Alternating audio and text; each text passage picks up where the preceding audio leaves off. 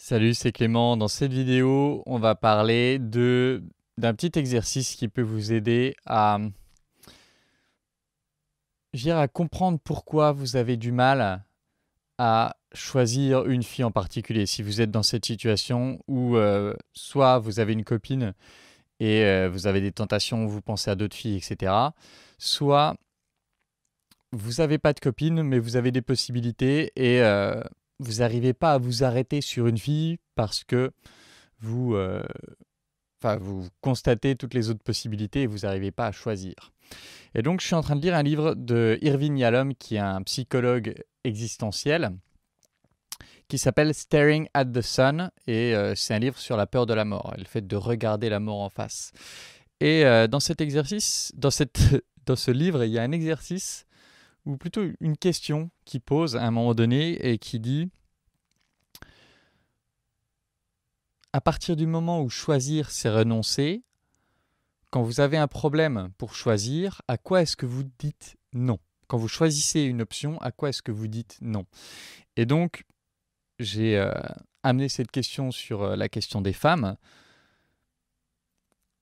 Si je choisis une femme en particulier, à quoi est-ce que je dis non?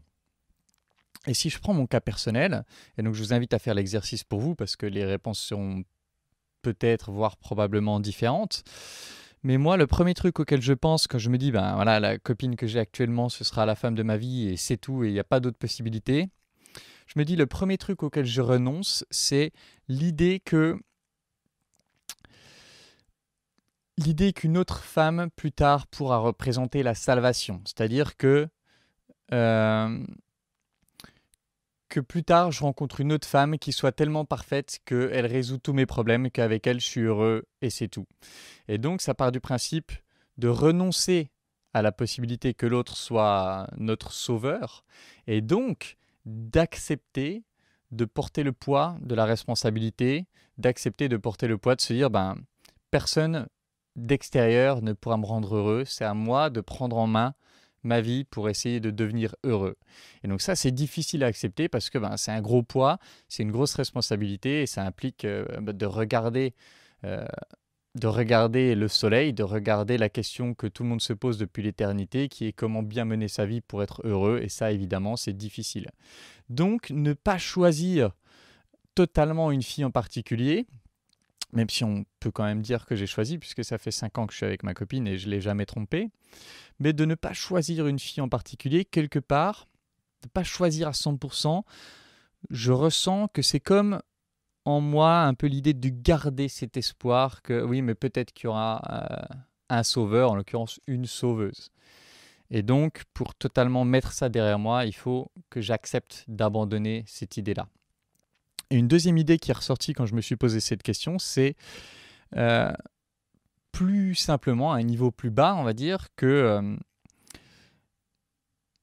à l'idée que ça pourrait juste que le quotidien pourrait être mieux avec une autre fille. Chaque fois qu'on rencontre une autre fille qui nous plaît un peu, on peut se dire ah bah ouais, mais peut-être qu'avec elle le quotidien serait mieux. Ah bah, peut-être qu'avec elle ce serait plus fun.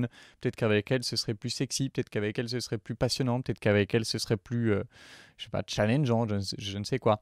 En tout cas, quelque chose que vous sur lequel vous mettez de la valeur et où vous allez vous dire ben avec telle autre fille que je viens de rencontrer, peut-être que cet aspect-là serait mieux. Et donc si on renonce à ça, qu'est-ce que ça implique? Ça implique que ben il n'y a pas le choix. On a cette fille-là, et si on veut que notre quotidien soit mieux, alors ça implique de faire des efforts pour améliorer notre quotidien avec cette fille-là. Évidemment, accepter de faire des efforts plutôt que ça nous vienne magiquement juste parce que c'était la bonne personne, c'est dur.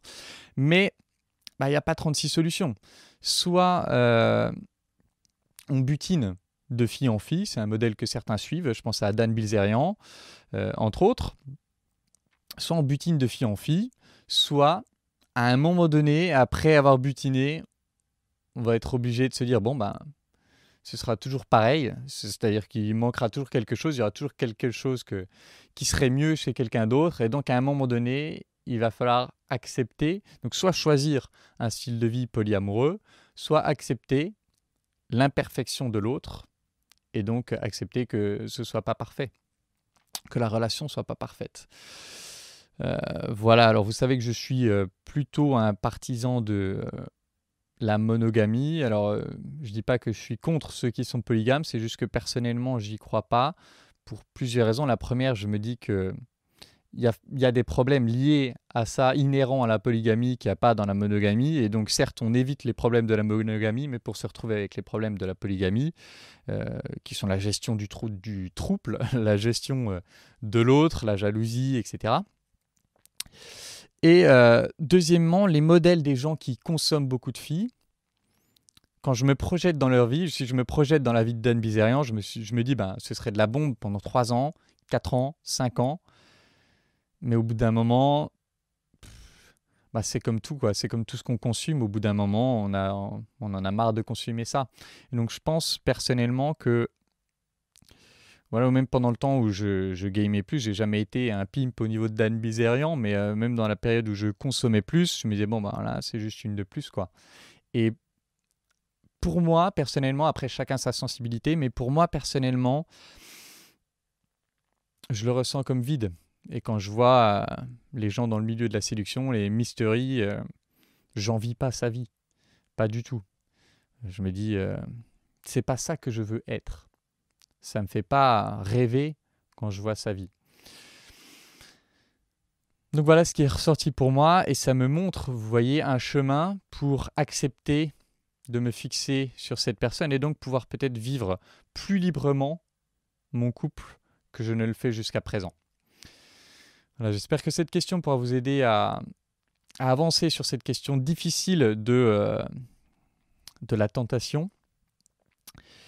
Et puis, ben voilà, c'est tout pour cette vidéo. Comme d'habitude, si vous voulez travailler avec moi, il y a l'école des guerriers. Vous pouvez postuler dès maintenant dans le lien que je vous ai mis dans la description. Et puis, ben sinon, en attendant la prochaine vidéo, je vous embrasse et je vous dis à bientôt. Ciao.